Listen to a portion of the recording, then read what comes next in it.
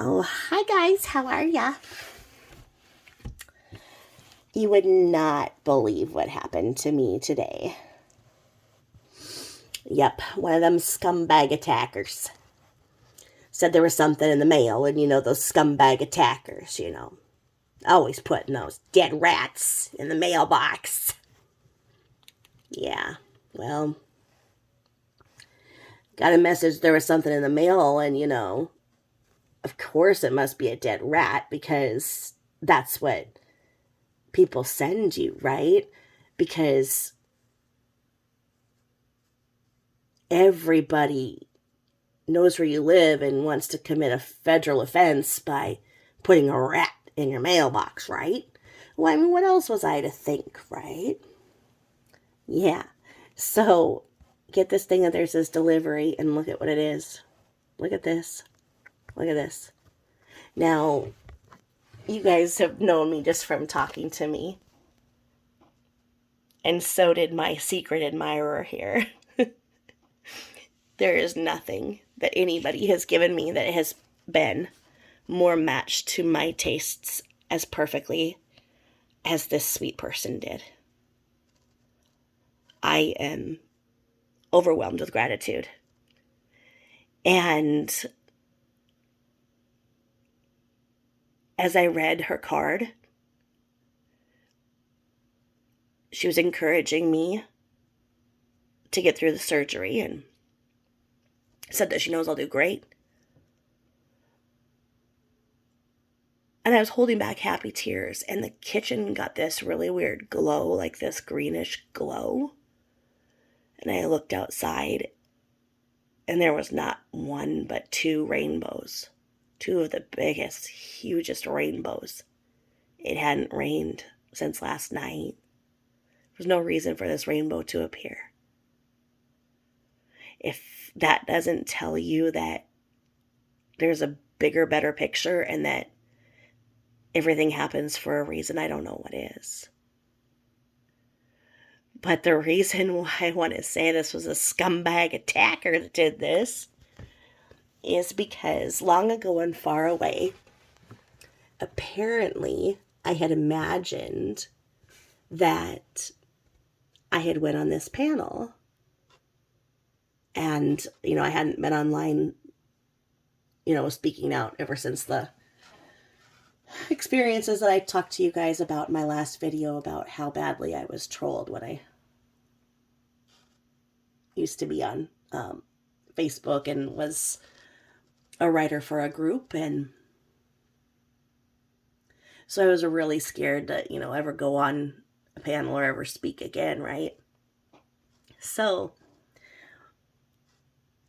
I decided I wanted to because this channel person I thought was a good person because I'm too trusting and I'm apparently an idiot.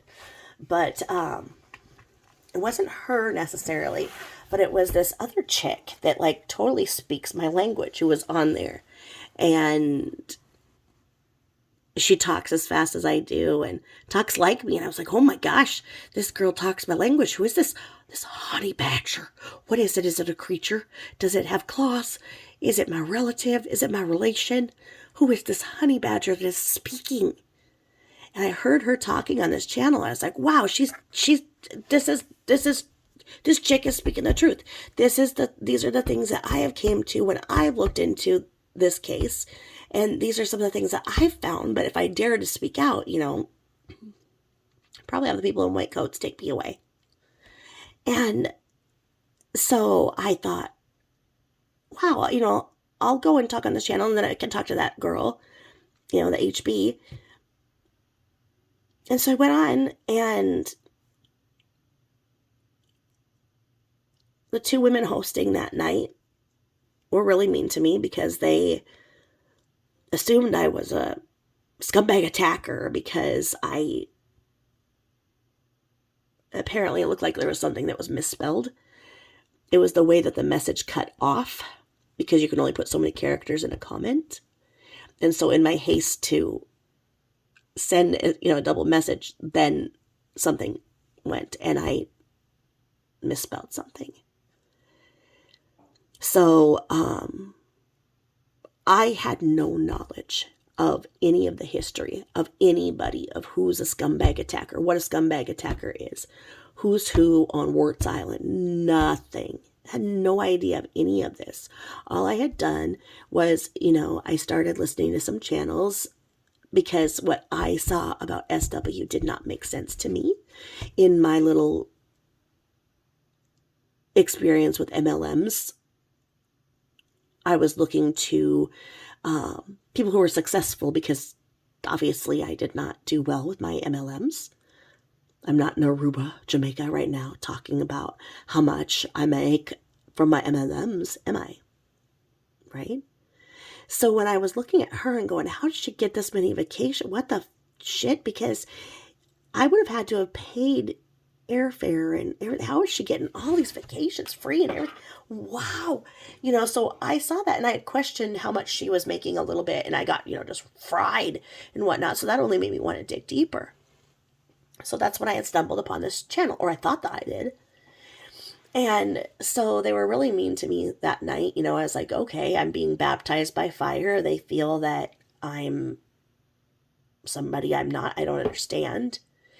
And to my honor, people in the chat started saying that I sounded like that chick HB. And I was like, I'm flattered because I think she's my spirit animal, because I heard her too. And I feel the same, people. Who is this woman? And I asked about her and the question just kind of went flat. I tried to hold my own and I didn't want my face to be shown, so I put up the avatar of the taco that I was eating. I just made dinner. And anything that I said, just because I had not researched that much, I hadn't heard the critique back and forth. Anything I said, was just jumped the fuck on like I was some kind of a bumbling moron. So I just, I figured, okay, my COVID brain is really bad. I must really sound like a moron to others. I really should not talk, really should not speak out. And then, things got a little warmer and it was okay. I was like, okay, all right, well, I'll just get off the phone now with this person on this panel and I'll send them every detail of my freaking life, who I am, my phone number, my address, everything, because I wanted to prove that I'm not some scumbag attacker, and here's the proof, and here's what I've done in my life, and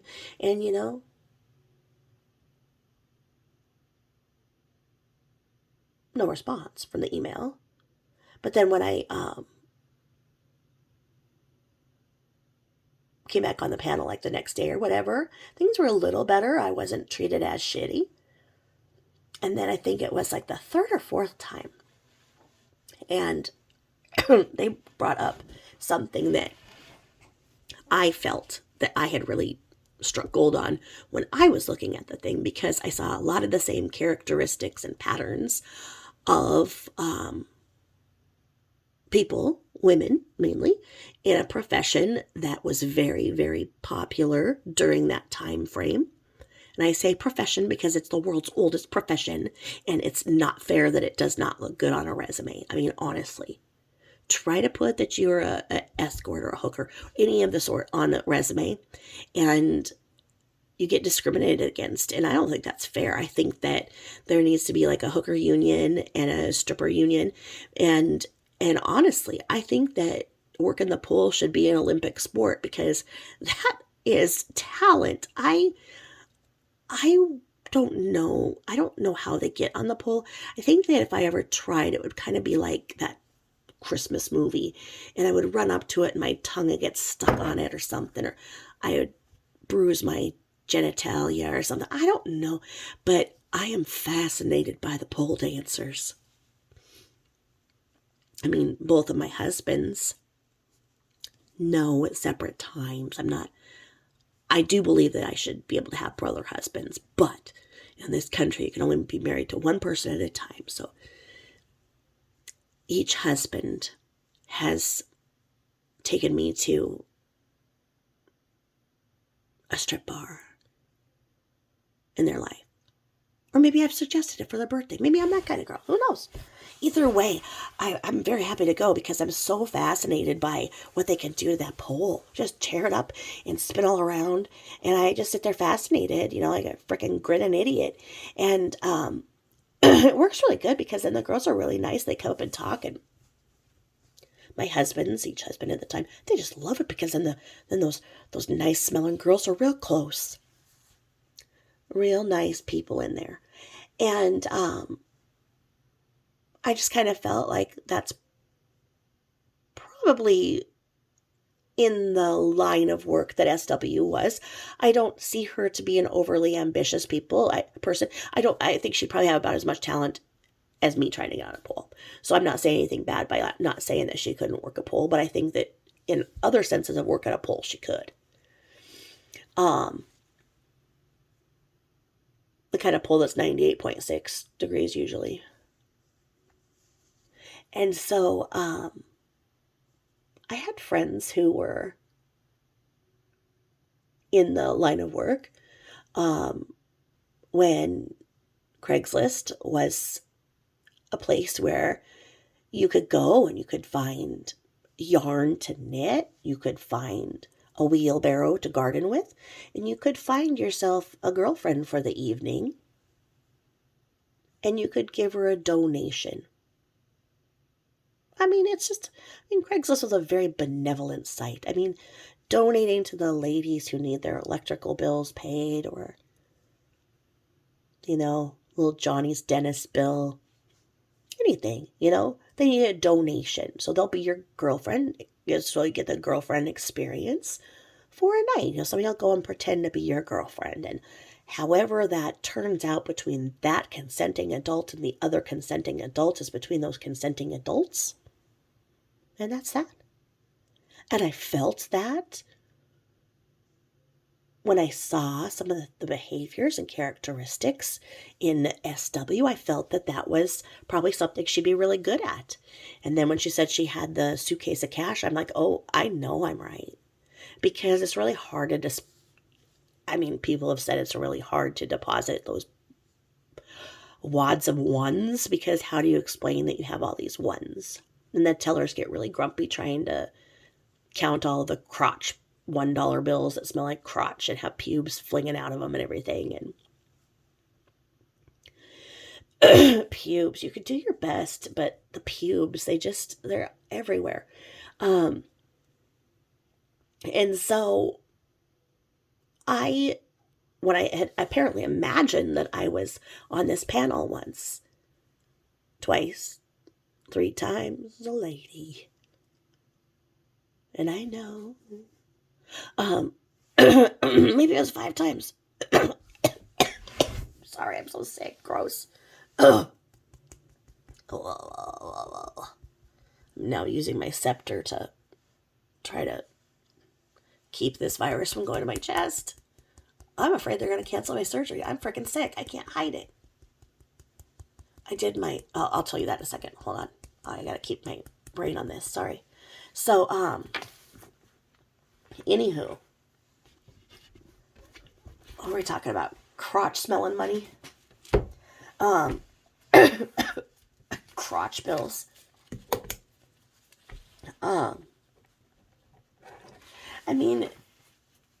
They always say, don't leave home without it, like for your MasterCard. Well, if you're a lady of the night, you're not leaving home without it. You know what I mean? And it's a currency accepted worldwide. Let me tell you. You could be in a foreign country and need a freaking taxi ride and not have had time to go and change your currency. And turns out that the BJ is universally accepted. So I've heard. And so I was talking to these ladies, and I thought the ladies were having a good time. I thought we were having a great discussion. And I don't know what happened. I didn't think I was offending anybody. But apparently I was, because The next time, oh, look at the light on the flowers. The next time that I tried to, well, hold on, because right about that time, I had a significantly life-changing event happen. And I needed to kind of disappear from the internet for like a month. Kind of from the world for about a month. I wasn't evading charges for embezzlement or anything like that. Now that, But something happened and I just needed some time to myself. So I wanted to make sure that the person who I was talking to, or I thought I was talking to, didn't think that, I was one of these scumbag attackers that she was talking about. So I wrote an email to her. I said, hey, I need some time to myself. I'll be offline for a few weeks. I don't want you to think I'm weird or anything, or that I wasn't who I was. I hope everything's well, blah, blah, blah, blah, blah. Have a great day. And then I know that she had great difficulty pronouncing the other channel's name that I was on. And it's like, well, you know what? It's probably hard for people to, try and chat with me, trying to say, oh, you're the real cunt of Brookline. So I was like, okay, well, I'll just get a whole new username. So I created the Tabitha Jane profile, right? Well, then I was like, oh no, then she'll really think that I'm one of them scumbag attackers that she speaks of. So I wrote her right away and I was like, hey, just if you see this profile, this is still me, that I'm still a real cunt of Brookline. And I wrote this so that it's easier for the chat to flow if you want to say something. And the other channel, I am referred also as Darlene. So in that, so I emailed this channel creator each and every step of the way, excuse me. And I thought I was doing everything right? And there was no response to emails. But then one night, I sent up an article about the damage of Tylenol to a young child's brain, and that person read that email. So I'm like, okay, my emails are going through, so nothing wrong, okay, all right, because I'm apparently dumb as shit. And so, I tried to go on the panel, I asked for a link and went backstage and I was ignored. I'm like, oh, they must not know who I am. All right, well, okay, so I'm like, all right, well, here I am. And then they cut the chat. And then it happened again, like the next night. I'm like, hey, pick me. Hey, I want to be online. I went back there, completely ignored. I'm like, what? I'm like, well, these people must be so busy with themselves that they just, they don't have time for me anymore. So because I'm apparently dumb as shit, I, kept trying. And so then, I'm doing that to cover that big gouge at my desk. So anyway, I don't know if she accidentally accepted me or something, but I went on and I started talking and I was like, oh, hi, yeah, I'm back, I had to take some time to myself and, didn't want you to think anything and this and that, and I started talking and then I heard this and I was like, let's check the email. And I'm like, what email? Pardon. And then, I hear the big, like, I don't know, this person who I was imagining I was talking to has like this typewriter from 1942 along with their phonograph for their records, right? The Victrola cranking out the tunes. And so I hear this like typewriter clicking like this, right?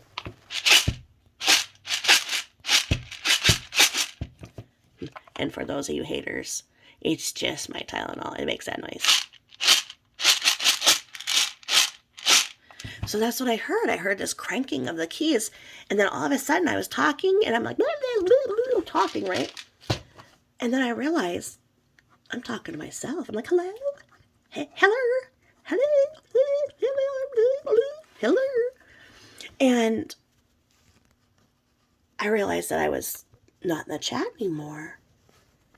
And it said, like, the host muted you or whatever. And I'm like, hey, hello. You've accidentally muted me. Hello.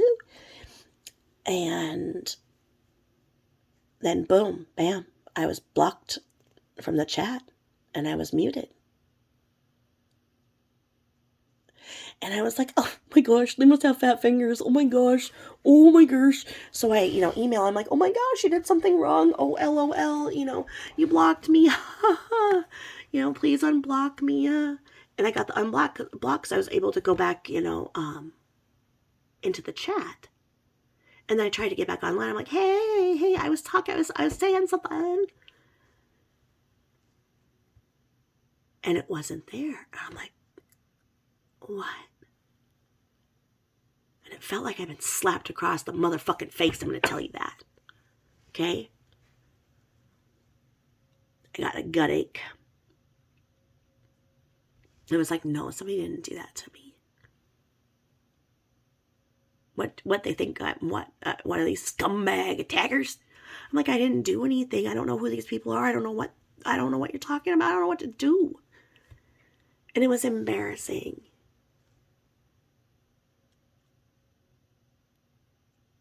So I wrote, I was like, I'm so sorry for whatever I've done. I'm really sorry. What did I do? What did I say? What did I do wrong? Please tell me, what did I do wrong? Nothing.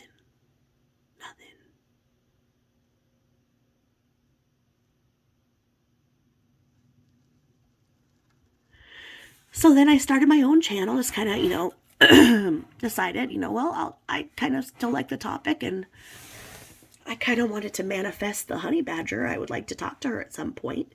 Maybe kind of do a DNA test to see if we are related. And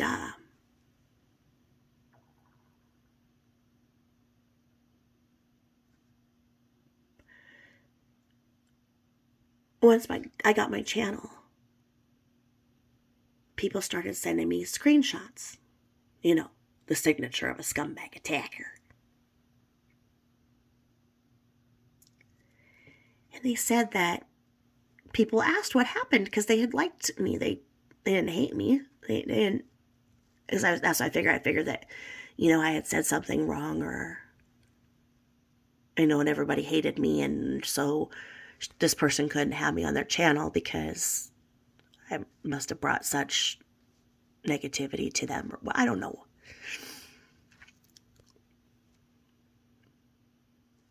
So people started asking about me, apparently. And I guess that the two of them, as I was talking to both of them, both at the same time said they'd never heard of me. No, they never heard of me. Who's this? Tabitha Jane you speak of? No. The one that was on your panel? No, never heard of her. So they both at the same moment had some mystifying amnesia. Yet they can remember the term moving day every day. So, it wasn't very long after that before I had no less than 15 emails of people describing the exact same behavior of this person and her sidekick, or you know what? I'm not going to gender. Let's just call it like it is. Let's just say it's Ed McMahon and Johnny frickin' Carson over there, because the Johnny Carson does the talking and the Ed McMahon sits there.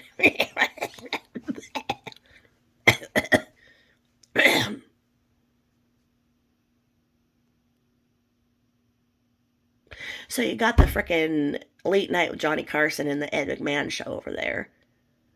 And you know what? When Johnny Carson would have his people on, he would remember when they'd been guests before. It wasn't like both him and Ed McMahon at the same time and be like, no, we don't remember you, Whitney Houston. You know what I mean? Weird shit.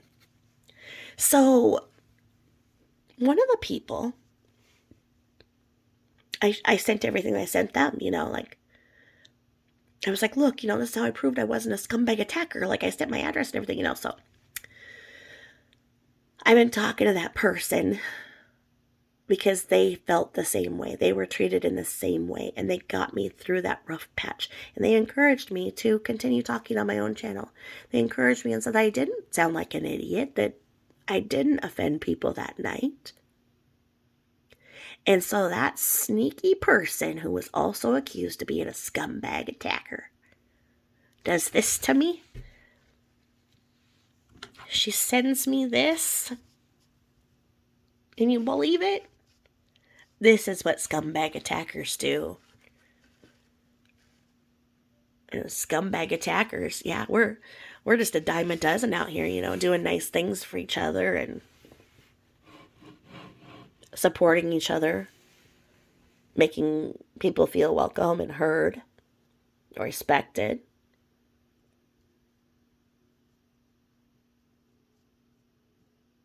Heard. To deny another woman's existence, her very existence,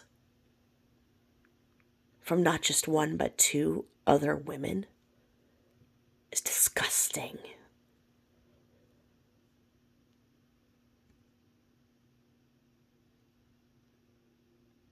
It's gaslighting. And it, in fact, is psychological abuse.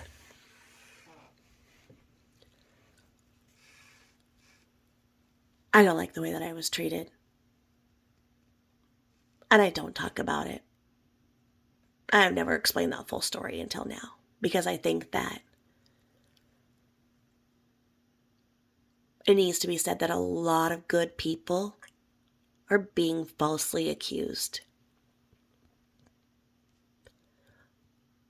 What kind of a person would falsely accuse another person?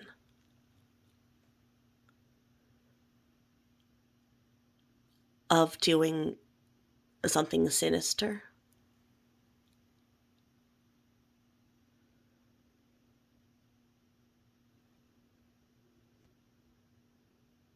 I don't know.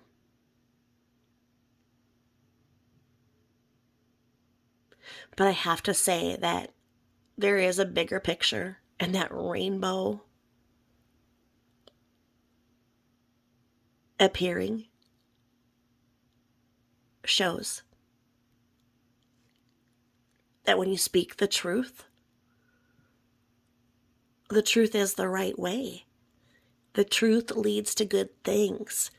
Truthful people tell the truth.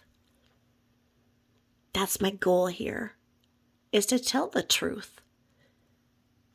And by telling the truth, it opens up a dialogue for others to understand the truth when the truth is not conveyed.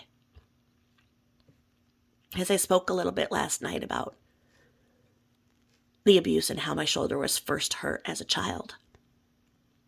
Do you know what my parents look like to everybody else? My stepdad was the detective in town, in a very small town. He was the detective. Top cop, you didn't mess with him. They were in church every Sunday. My mom was beautiful. I was perfectly behaved. I was an acolyte for church. We went to an Episcopalian church. I was an acolyte, so I'd sit there right behind Father Hugh. And I loved the youth group. The youth group was my absolute escapism. If ever there was an escapism. Oh, look at my pumpkin nails on this pumpkin. I absolutely love. Look at these. Little flowers and their little faces. Look at this. I have never been so touched. I've never had a friend send me flowers.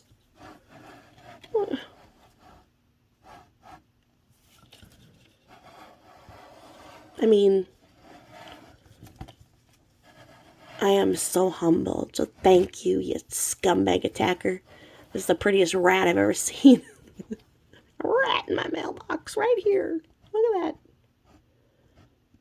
Makes you wonder if there was ever anything to the bullshit. Because I've been accused of being a scumbag attacker. The person who sent me this is, it's like, you know what? Well, like I say, I don't even know what to think at this point about that, because when I also told you guys last night about the online bullying that I experienced, and that person who stayed with me that night online to try to create a dialogue between the troll patrol, the freaking troll legion that was after me.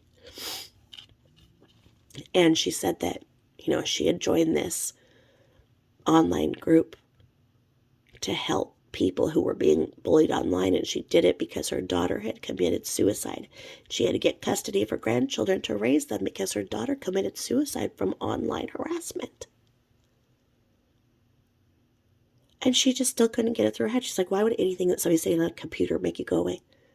When she stayed up with me that night, it hit home. And she goes, I never understood what my daughter could have felt until I witnessed what was happening to you. And now I understand what my daughter felt and why she didn't feel that she could escape it. Those are scumbag attackers. That is what online bullying feels like.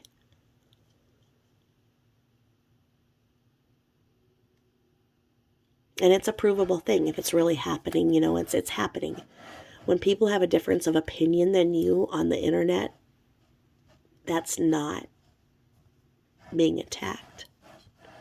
When everything that you have that is publicly accessible on your Facebook account is used against you, that is not an attack. Is it trolling? Yeah. Does it suck? Yeah. Happens to every single person who decides to speak up, speak out. It's happened since the beginning of time. Anybody who doesn't go with status quo and speaks up and speaks out wants the truth. They're vilified.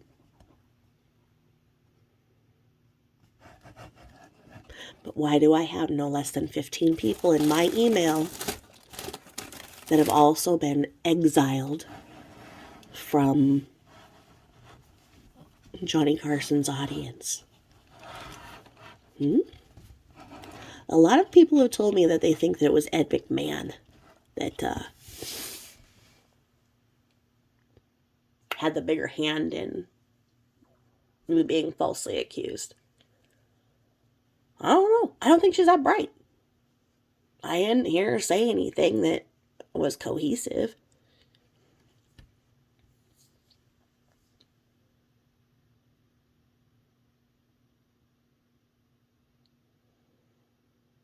All I heard her do was go, Maybe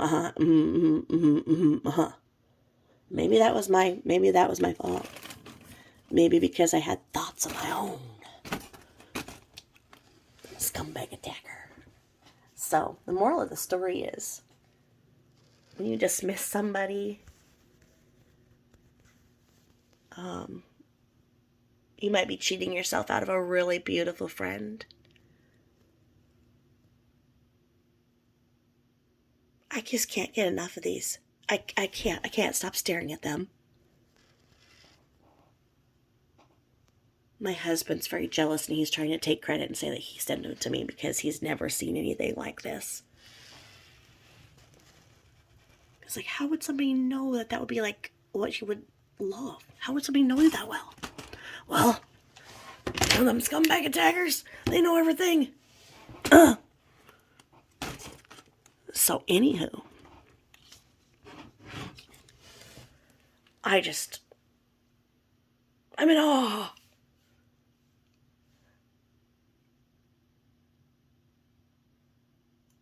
Look at that. Look at that.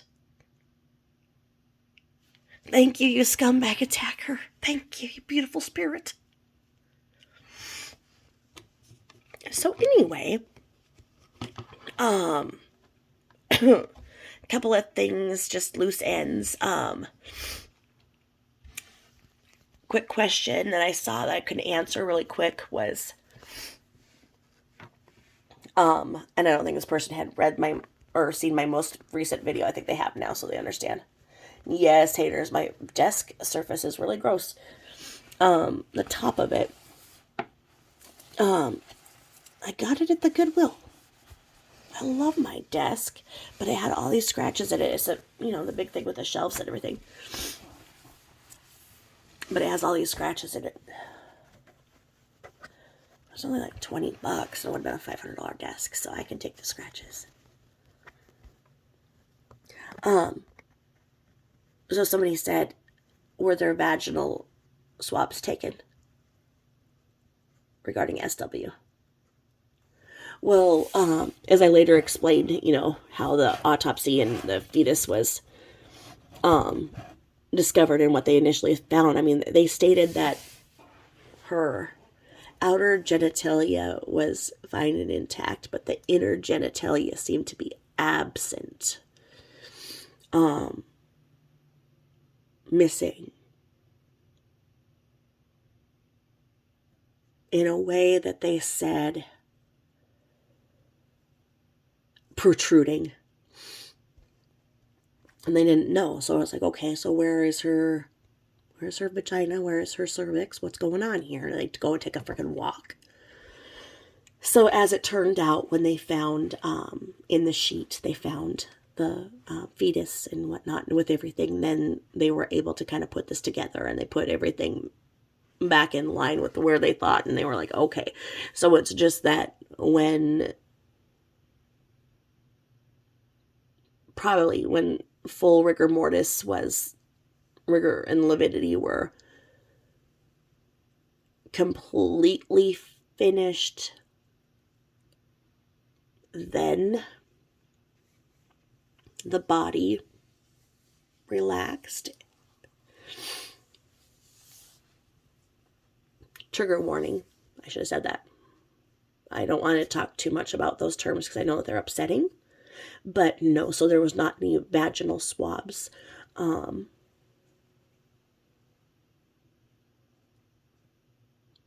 they did do everything and they understood that. And then the other person said that I can't say that those measurements are accurate because of decomp. And my answer is that yes, I can speak to those measurements because those measurements were done on the fetal skeleton. And the fetal skeleton was crown, so that's the top of the head, to the rump, which is the base of the spinal column. Those are the measurements in which I cited, and they were 10.5 centimeters.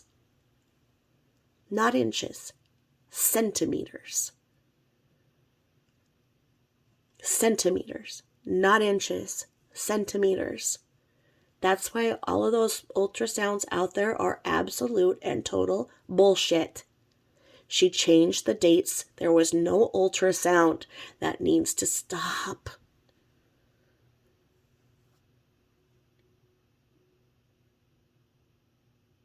You do not get an ultrasound that shows a full-term fetus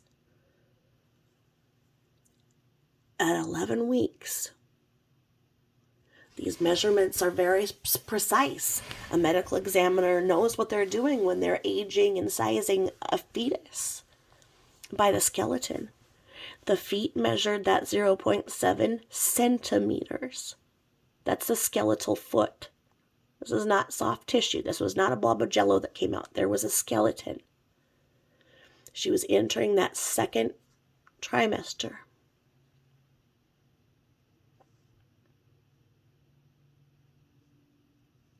And those kind of questions are fine. I'm not saying anything about them. It's just getting back to considering that I don't just say things. I really look at it, and really, I hope that you could appreciate, if you went on to go and see, where I made the armadillo give birth to the yogurt container. That's because I looked at those measurements and really sat there and drew this out, tried to understand why they couldn't find a freaking vagina. and what they saw and how they saw it, and this is there.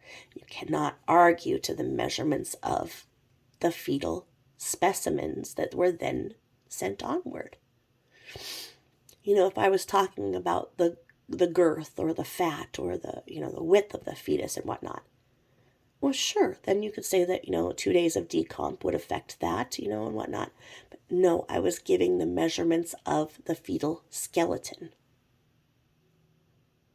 That's why I can't accurately show you something, and that's where the bats, the little bat visual was showing you that length, and then ultimately we progressed to that. I could show you that it was probably closer to the blue pumpkin.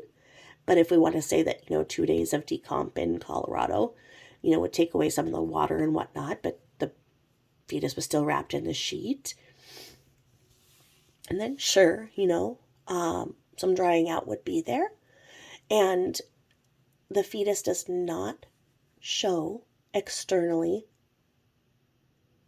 or otherwise the gender at 11 weeks. We're all born women, that's why we all have nipples, even the boys. And then you get the sign of the turtle. The ultrasound technician can begin to see if there's an Oscar Mayer wiener or not, or if there's a little turtle sign. Because the testes have dropped and the organ is developing, but until then, we're all female. So please stop with the this and that. It's like, no, we're moving forward. I'm not going to address it again. It is my belief that she was 11 weeks pregnant. I have stated why I believe that she was saying that she was 1 month forward. And I don't want to keep circling the drain on it. I've stated my piece on it. And if somebody has a different opinion, that's fine. That's fine. It doesn't make them a scumbag attacker. It just means that they think differently. And that's fine. We're all coming together with different thoughts. It does not mean that one person is wrong or one person is right. It means that, you know what? This fits from my experience and my knowledge. This fits here. You have to know that that autopsy and the discovery was more of what wasn't there than what is there. And what was not there. There was not a woman who was then, would have been, according to her mouth, almost 18 weeks pregnant.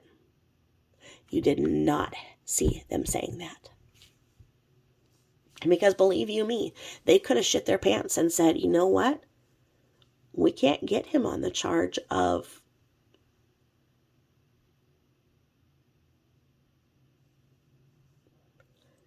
infanticide.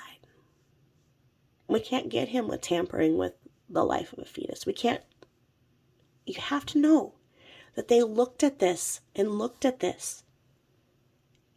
were probably very scared that somebody could have argued some of the things that people are arguing right now. But with that, there's the counter argument. Because then, the argument was brought up, well, maybe that, she'd already miscarried and the baby was dead inside. Well, when a baby dies inside in utero, the mother starts to go septic very fast. So then people will be like, well, she said she didn't feel good and she didn't blah, blah, blah, blah. Okay, she said she didn't feel good. That was another one of her manipulative, lying bullshit, because if she didn't feel good, why did she take a plane back on schedule from North Carolina back to Colorado, fart around for a day, turn around and go to Arizona and party like it's 1999 with everybody else and her Thrive buddies? Oh, but her sugar was low and she was diabetic. And she was yeah, because she loves attention and she wanted to sit there and she'd say she wasn't feeling good. Okay? If you really are concerned about your pregnancy and you've been having all these problems and you really felt you couldn't get to a doctor, you would get the fuck back to your hometown, to your doctor, and go to the emergency room, and they probably, if she was really having those symptoms and whatnot, they would have classified that she really would have had these illnesses, as she said. They would have said that as a threatened miscarriage, and they would have given her an IV, and they would have told her to put her ass on bed rest until otherwise noted, if she wanted to save that fetus and make sure that everything was all right.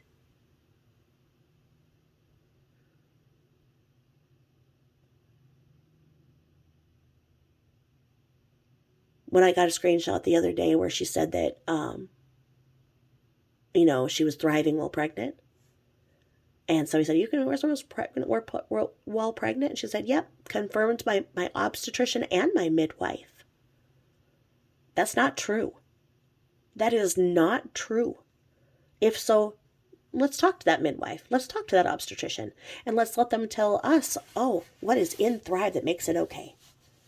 Because one of the main ingredients we all know is caffeine. And that is contraindicated with pregnancy ad nauseum. I'm not going to talk about it further. This woman lied nonstop. She was not actually sick when she was in North Carolina. She was pissed off because she didn't know what to do. Her marriage at home was falling apart. Her house was going to be repossessed. She was going to get evicted from that house. If they could have come together and sold it fast enough, maybe they could have saved it and took the loss, but I don't think they had enough equity right then and there. But that could have been a cover story if they wanted to stay together, if she would have came clean and said, Chris, I fucked up. I'm an idiot, and I bought $25,000 worth of stock, and instead of paying the house payment, that's why I did it, and I'm an idiot. And can we go buy a little house so that I can save face so that everybody won't think that I'm a big liar pants? Knowing Chris and the way that he went along with everything, he probably would have like, sure, let's get a little rambler. But no. She went out to North Carolina on a mission, and that mission was to go and tell somebody else that she was pregnant with their child, and that person indeed needed to leave their wife and their 2 children and come and play house with her. It didn't happen. He rejected her. She was sulking. She was rejected. She does not know anything in any other layer other than love bombing, love, obsession with self, love of self, and telling somebody else that they have to go and love her. She discarded people, and she was discarding Christopher Watts.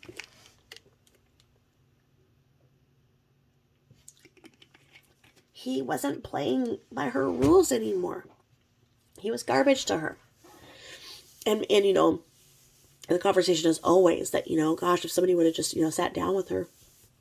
How many people did she have live with her in that time frame in which she was in that house? More than anybody I've ever heard. People would go and stay for weeks, months. What? Where are they? What happened? More, like I say, of the autopsy and discovery, what isn't said is speaking louder than what is said. Those people that lived in the house obviously saw what she was doing to those girls, what she was doing to Christopher. And they confronted her, and she told them to get the fuck out. And those people are not talking because they don't want to go against the narrative. Can you imagine any of the people who actually know the truth coming up right now and trying to speak up?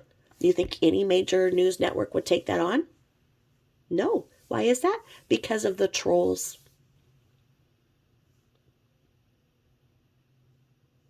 The trolls would go and they would accuse those channels of bashing a dead woman's family and all this stuff. Well,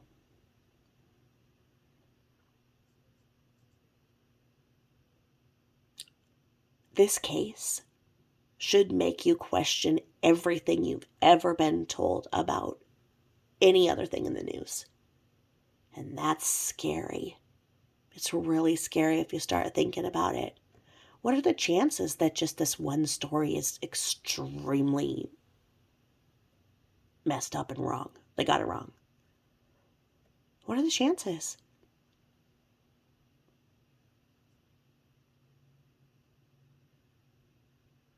And they have to know it's wrong by now, too. They aren't running and going and correcting it. Why? Why doesn't anybody care that the truth has not been told? There is one scenario that has not been discussed, and it is my personal theory of what could have happened. It is not a popular theory.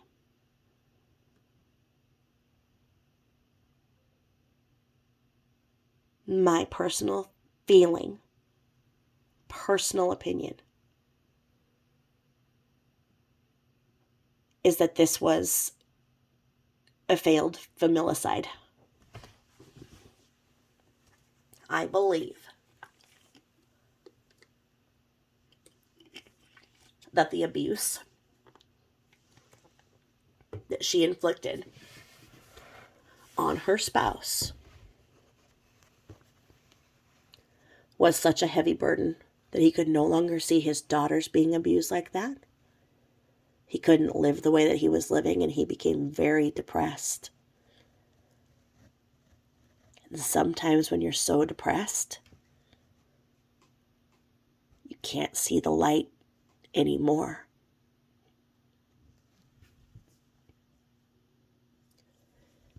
Sometimes suicidal people become homicidal people.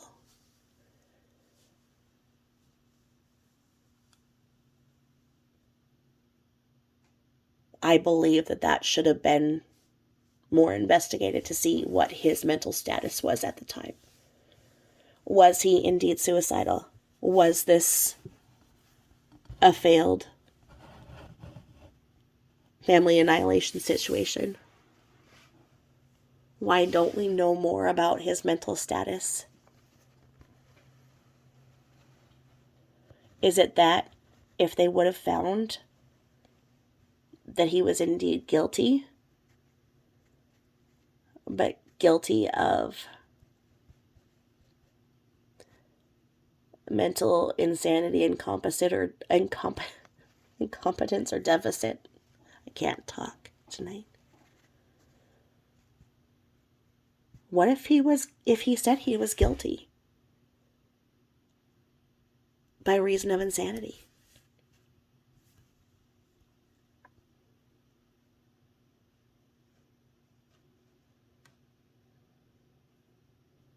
Why was that not tried? What did he have to lose?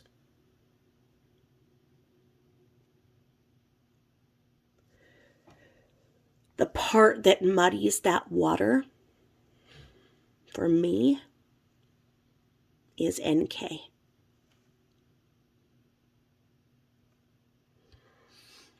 I think that for a long time, he figured that his way out was to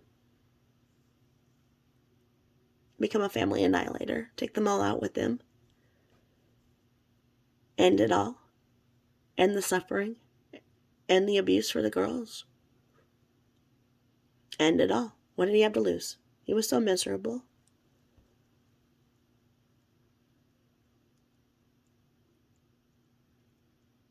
Then NK came along, and he started to feel alive.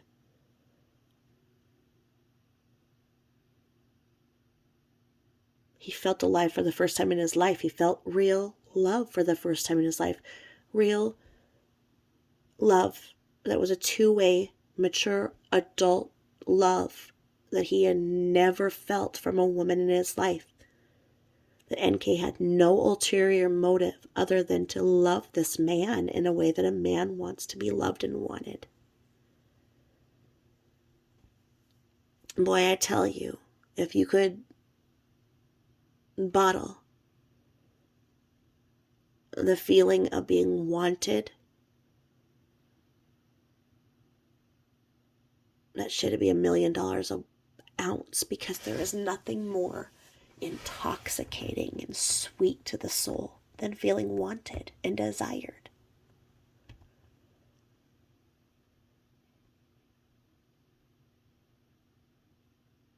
even in the beginning of the SW thing, it wasn't love. He became her caretaker. He became her new enabler. He became her new one because she was sulking because she just got her ass busted at work for stealing a bunch of money. She didn't have a family to go to that was going to cushion that blow. Where were they? They weren't bailing her out financially. They weren't giving her a place to stay. They weren't saying, you didn't do this and I'm going to stand behind you and defend you. Go to court. If they put charges, face them. You're innocent. We'll argue your innocence. No, he came along and he became Captain Save-A-Ho and the deal was done. She was like, all right, I'm going to test him. I've got a colonoscopy coming up. If that fucker can hear Mount St. Shenanigan erupt, well, that fucker's in for the long haul. Because once somebody has witnessed somebody going through a colonoscopy prep, you're bonded for life. They used to have these buttons in the hospital because the brand was called Go Lightly, that you would make the prep for the patient. And I don't know why it was called Go Lightly, because it was freaking Go Violently. Like, I don't know if you guys have ever had a colonoscopy prep, but you hear all these things about it, and, you're like, okay, whatever. I have to take a big, massive freaking doobie, so what? So you go, you drink this stuff, and nothing happens. You're like, oh my gosh, why does everybody talk about this? What's wrong with their fart box? Because nothing's wrong with mine. I drank it, nothing's happened. You're like, you know what? I'm going to go to sleep. Because there's a lot of magnesium in there. It kind of makes you sleepy. Then you go to sleep and then you wake up and you're like, oh, and you got the green apple quick step to the toilet. And then you sit there and it's like a hose is like in the back of your throat, rinsing out your insides, and your whole entire asshole comes out of itself into the toilet bowl, washes itself off, crawls back in your body, and then you limp away from the toilet and go back to sleep. And then you wake up and you have a little oatmeal fly out of your ass, and then you go and you have your colonoscopy. And then the colonoscopy, they fill you with air so that they can kind of blow up and look at your colon a little better. And so then, when it's all over, you're still, you got the anesthesia and you're fine. You think everything is wonderful and everybody is real pretty around you. And then you go to walk out and everything and you're farting and you can't stop farting because they blew you up full of air. And so, you're just like, you're still, kind of out of it. So you don't notice anything, or anybody really, you don't know why they're looking at you weird because you just let like this 120-second fart. You look at them like, haven't you ever farted before in your life? And so, poor Christopher, this young man, the only thing he'd heard noises like that come out of his cars because he was a NASCAR mechanic. And he was like, man, that's some serious fuel she had in that fart box of hers. And there was no turning back. She said it. She's like, he stayed with me through the colonoscopy. I mean, and that, because that just takes a lot of things out, a lot of the first of the relationship out, because it's always like, oh, when is that going to be the first fart and the first time you got to take a shit at their house or whatever, I mean, she just went from 0 to nothing with him with that, and he accepted it. He accepted the challenge, and he was like, oh, yeah, well, yeah, well, you're being accused of some embezzlement, and, and it was so what, you know how to work the pole, and, you're a nice lady, let's go, And she didn't want to have kids. And like I said, what isn't being said? When she said she couldn't have kids, I think that she meant literally she didn't want kids. She couldn't have kids. Read between the lines.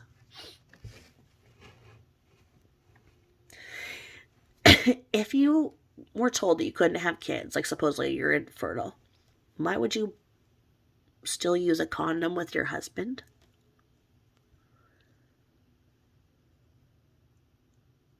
Huh? Because you like the way that feels?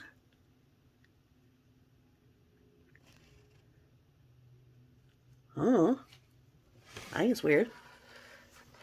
Why would you shower after being intimate with your husband if your intimate act included the use of a condom? You wouldn't need to be worrying about the goobaroo because you had the condom.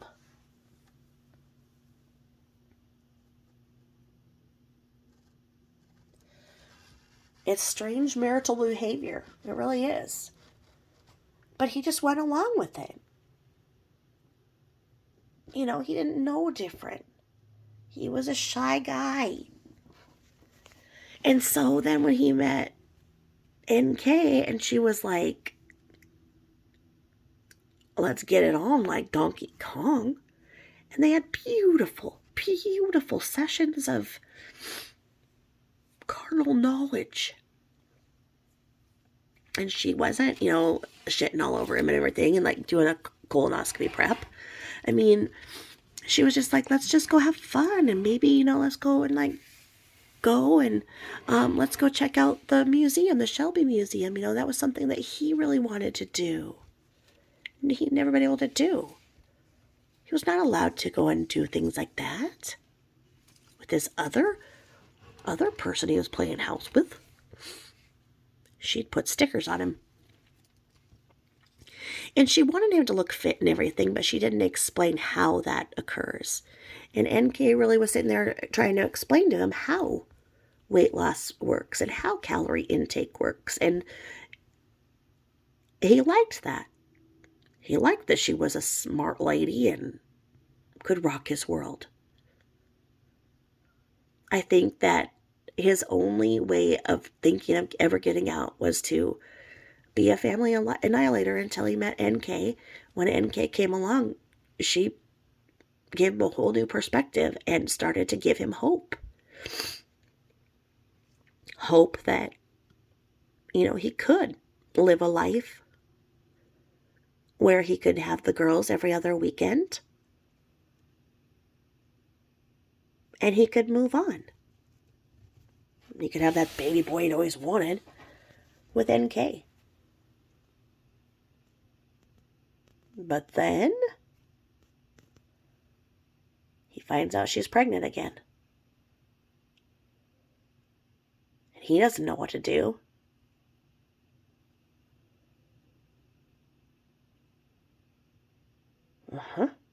Think about it. Bottom line,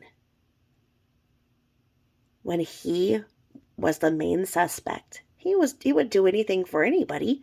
They should have taken blood from him. See what was in his system so that could be examined. We have no idea of knowing what was in all those stickers, and doubling up wasn't recommended.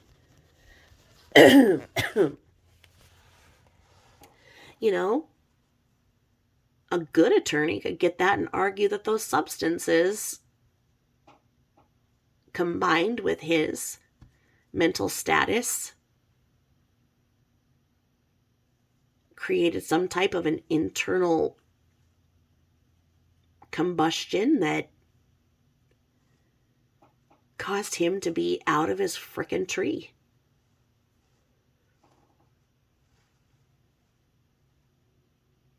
I mean, isn't Andrea Yates getting released soon? And she had the guilty by reason of mental insanity? Why was that not argued in the Christopher Watts case?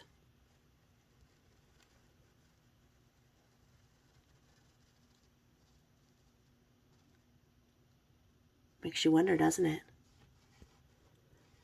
Why did he not get an attorney that looked at him and his viewpoint and what was best for him? Oh, but that's why everybody got together and they agreed that this was something that all of the families could agree on and that they would not have one more loss of life and everybody was happy. Bullshit. We have now heard from Christopher Watts' parents that that is not true. That they were not consulted. They were not allowed to talk to him past that night when the Tamburglar ran in and swooped in on him after Ronnie said the word attorney. A good attorney could have gotten in there. And see, we may not even know everything that was said there. We may not know how fully that... but we've seen it. You haven't seen shit. You think that they don't have enough technology in there to know what Christopher Watts and his father were whispering? Come on now. They know exactly what was whispered. Perhaps Ronnie and Christopher were both talking about getting an attorney. A good attorney would have gotten in there and made sure that none of that footage was messed with, that it was indeed organic and not cut out or altered in any way. And argued that he did not have a defense. That his defense was indeed incompetent, broken, otherwise unserviceable, out to lunch. His attorney needed a frickin' sticker or two, because his attorney did not have his best interest at heart.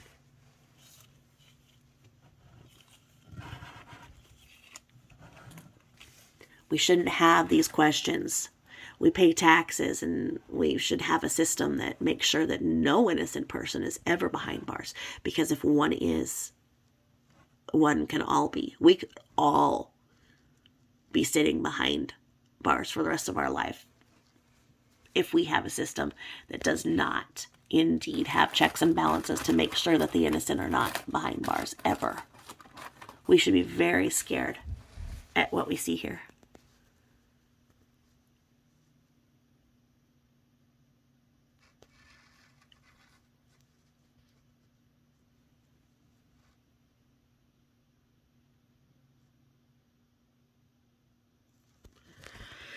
With that being said, I'm going to sit here and fondle my flowers for another 2 hours or so.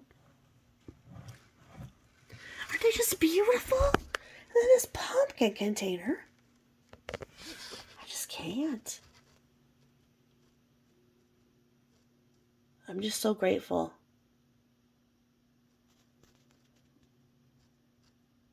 That something so good came out of this, and I have a whole community of friends who are wishing me on, and that's just awesome because I've given birth to all 6 of my kids without my mother or anybody, my husbands, of course, but they're husbands. I don't have a family to speak of other than the ones that I birthed. And it's just a little bit different. So, sometimes surgeries and stuff are tough. So to have the support of friends is something I've never had before. You guys are all amazing. And I'm at 715 friends. Well, we must know that at least 5 are scumbag attackers. So maybe 710 friends. Can you believe that? And we're all awesome. We're all going to get together and have a big Warts Island convention one day. And without further ado, I would love to read the chapter that I skipped last night so that we can start to break down exactly what happened in that house in nuggets that are easy to absorb. And there's these pieces in the book that then we can start to refer back to, and together we can say, wow, well, this was that way. Or what about this? Or if this, because not enough is known about mental and covert narcissistic abuse. When a narcissist takes hold of its victim, the victim looks like the narcissist. They mirror each other. They mirror traits. Very hard to tease out who the actual abuser is. Very difficult.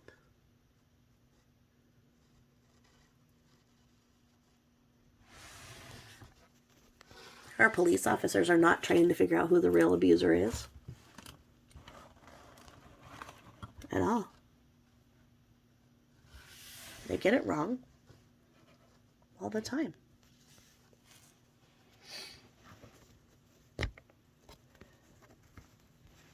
Is this not the most beautiful bouquet you guys have ever seen?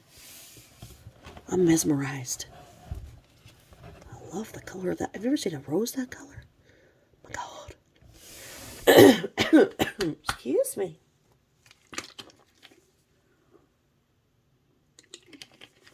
All right. So without further ado, Chapter 7 is called Built Backwards. In childhood, they were our gods, but even gods do not define us.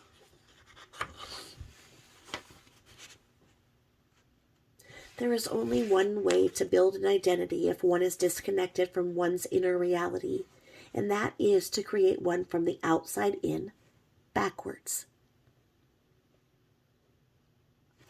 Sadly, but understandably, when people have undergone a long training in disconnection and have successfully learned to close the gate on most of their feelings, sensations, and intuitions, they will make themselves up according to what they think they are, what they would like to be, and most especially, what they've been told they are or they are not.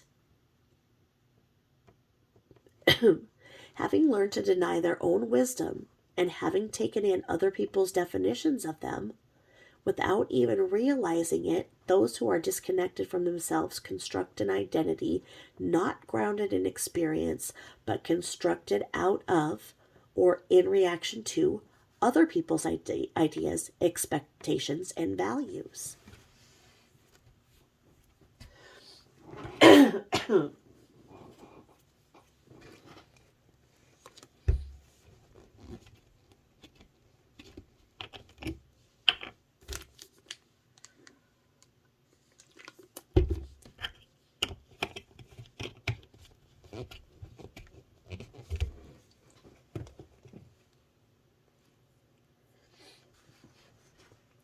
Their opinions, fears, beliefs, likes, and dislikes, rather than being experientially based, the result of a slow maturation from others, often according to or in opposition to parental and cultural dictates. The outcome is an identity built backwards. When people unwittingly form their identity out of one imposed upon them by others, how they appear to others becomes an all-important barometer by which to validate their existence. In a backwards construction of self, there is no three-dimensionality, no depth, no space for future evolution and integration with the world. Human empathy, warmth, allowance for error, all that is considered to be humanity itself, may find no niche and no accommodation. People are most likely to accept others' definitions of them when they are young, even if there is a great discrepancy between their own experience and what they are told they are experiencing. Off the cuff here, Tabitha Jane. Do you guys hear how Bella was being constructed here? I sure do. As I was speaking, I am thinking of how the mental abuse of mothers to their daughters, of mothers to their sons, but in this case of SW towards her daughters and how she was creating them. I mean, look at it. Say this, say that, say this, do that. The most extreme that I've ever seen. The most extreme outward control of children I have ever seen. And She was indeed doing that with her husband, too. He was becoming deconstructed and reconstructed by her and her definition of him. That's why that visual of him on the floor playing with the girls while she's sitting on the couch talking about how she's going to be more wonderful speaks volumes, doesn't it?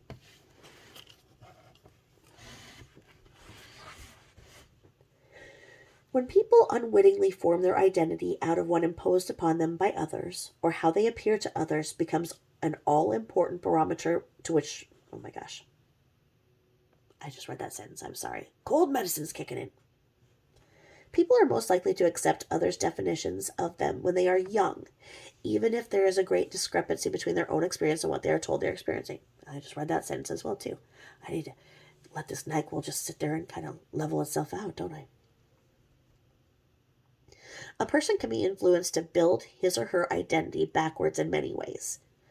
For instance, if the budding philosopher is convinced he is and must be a farmer like his father, he will suppress his intellect and curiosity about life. His identity will become a fragile construction of mind disconnected from his nature, his talents, and his inclinations. Alternatively, some people suffer being defined by someone else while remaining aware of their own feelings, sensations, and intuitions. In this way, they retain self-knowledge but bear the pain of non-acceptance. A woman described to me how difficult her childhood had been. Unlike the man who as a child was forced to live in a shed, she knew, even when she was very young, that the way she was treated was wrong. She was not isolated as he had been, so she was able to understand her life was different from her classmates. In childhood, her father told her that she was worthless and frequently punished her for her independent views. Her mother, who years later was diagnosed as mentally ill, constantly accused her of trying to make her look bad and ruining her life. Even as a child, this woman was gifted with an inner strength. She listened to her intuition when it told her she had reason to fear her parents. She noticed how her body clenched when she was around them. Even when she tried to tell herself they really loved her, ultimately by trusting herself, she rejected her parents' definitions of her.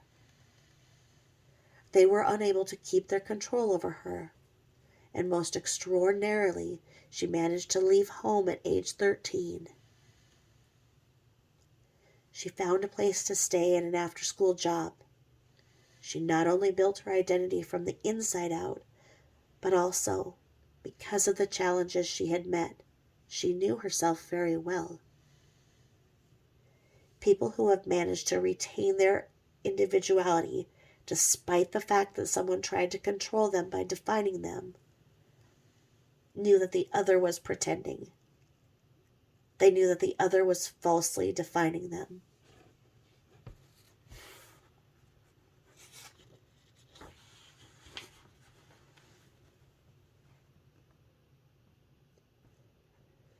As we have seen, people have the ability to build their identity backwards from an outside source by accepting definitions of themselves that have not come from within, and by believing the pretender knew them better than they knew themselves. It is often very difficult to believe in oneself, especially when one is constantly told not to. But it is the ability and freedom to define oneself and to see the other as pretending that protects one from negating his or her true self.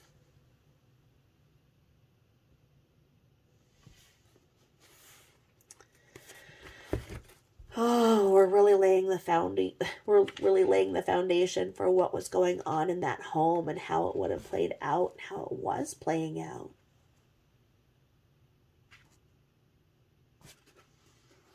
Thank you for letting me read that. Thank you for listening.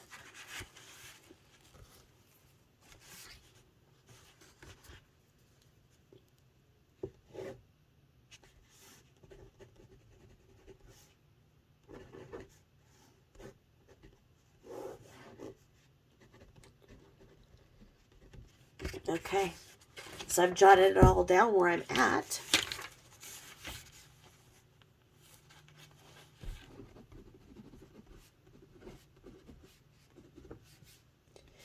And I don't know. I mean, I did my PCR test. Oh my gosh, here's a scoop, guys. Oh no. You want to know what happened to me today? Oh no. So for surgery, you have to have a COVID PCR test. Now, for other COVID tests that I had, because I did not get the immunization last 2 years ago, I guess now it's been. I did not get the immunization because I was waiting for my cardiologist's approval, and my annual cardiology appointment was September, and so I was waiting till September to get it, and I ended up getting Delta COVID in August because I did not go on vacation with my family. My husband and kids went on vacation. I stayed home, so because I was not immunized, they brought it back to me. They brought me Delta and nearly killed me. You guys know that story. I subsequently went and got vaccinated, but before I was vaccinated, I had to have COVID tests done to go to places like concerts and stuff because you needed either proof of vaccination or proof of a negative test. And you could get these negative tests by going through like the drive-through at CVS or Walgreens, and they hand the stuff out to you and you do it yourself. You put the swab in and then they let you know. Those tests are fine. I've done several of them, right? Well, the test you need for surgery, I guess, is a little bit different because it's a PCR test. It has to be administered by a medical professional. So they developed this test that apparently they use your nose to access your brain to see if you've ever even thought of having COVID. Because that bitch, she said, put my head against the wall so it's not like I'm fighting her, so it'll be easier. So I'm like, oh, no problem, huh? And she went up, and I mean, she scrambled my brain so hard. I mean, she swiped it out. I mean, she went so far up my nose that it made me gag so hard and cough. And as a mother of 6, what happens when you cough? Oh, yeah. Oh, yeah. So I showed her my talent that I can cough and pee at the same time. And she was not exactly impressed with my party trick. But I think it's magical. I mean, shove that thing at me so far. What do you think I'm going to do? The least I'm going to do is pee all over you. Apparently it's negative. They've not called me to say that, hey ma'am, you apparently do have COVID. What you thought was allergies, you wild woman. So, I assume, haven't heard anything yet. I had it this afternoon, and I got my fang filed down, so that's not gonna cut up my mouth anymore.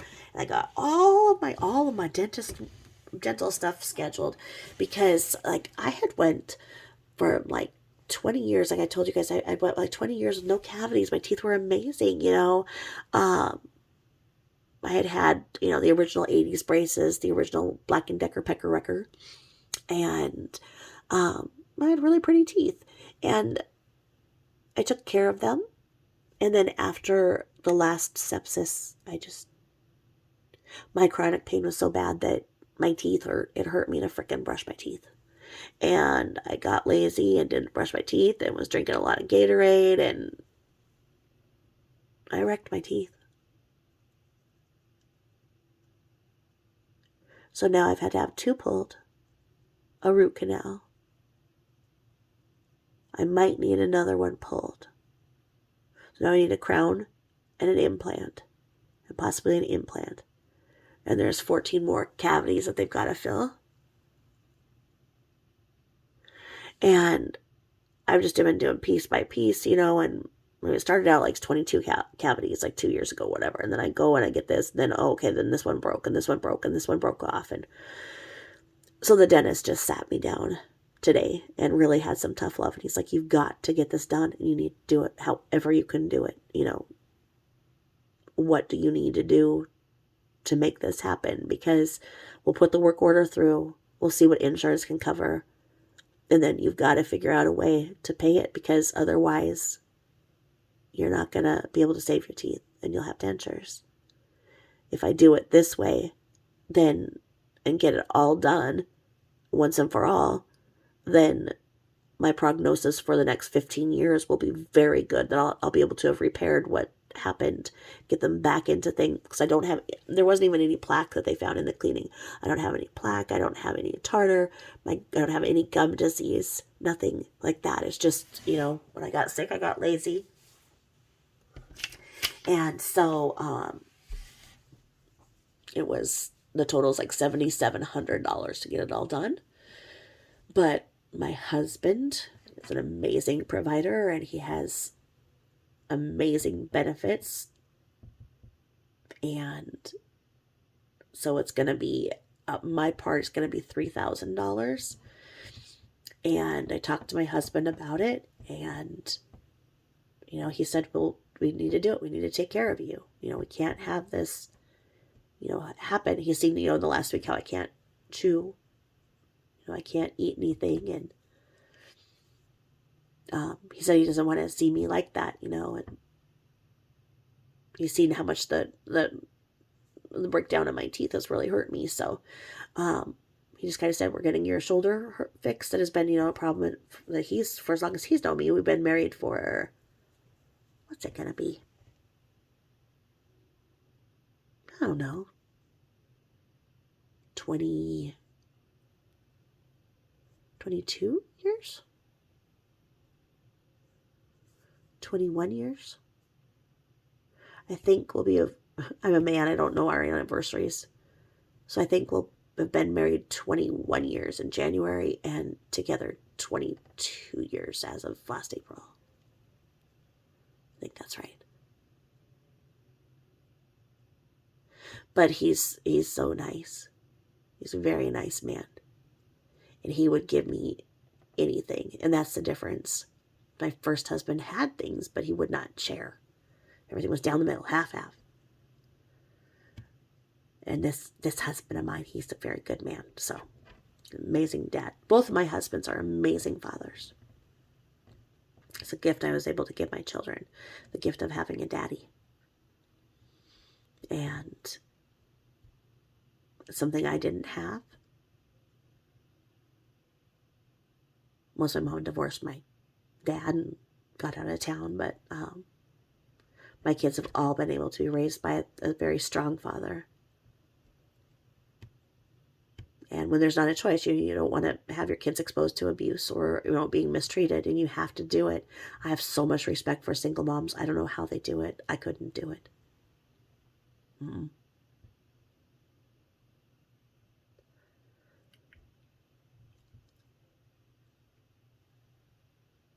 And with that being said, hats off to single mothers. You guys are doing the real work. The real work. And I've got 2 more sleeps till surgery. So with that being said, thank you all for your kind remarks. Thank you everything. And I hope that this shows that, when you judge people really fast, you might be denying yourself an amazing opportunity of knowing an amazing friend. And I have met so many amazing people, and I'm saving my emails so that I'll have something to read when I'm recovering from surgery. So my email again is tabithajane0@gmail.com. You guys can email me and I'll email you back. And I'm so blessed by all of the friends in the community that we are building here. Thank you all from the bottom of my heart. Thank you. And once again, I'll give you an aerial view of my amazing bouquet.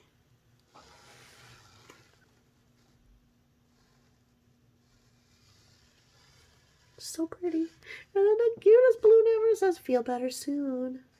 It's just love. Love. Love. So I'm glad you guys got to enjoy them as well. And if you too have been accused of being a scumbag attacker, please tell me your story. in the email. Let me know. Like I say, I'm at 15. I'm at 15 people who've been treated like me. How many people just got off the internet or, don't know that there's, people like us who are coming together who have been all been exiled from Johnny Carson and Ed McMahon. All right. I'll talk to y'all soon. Thank you. Bye-bye.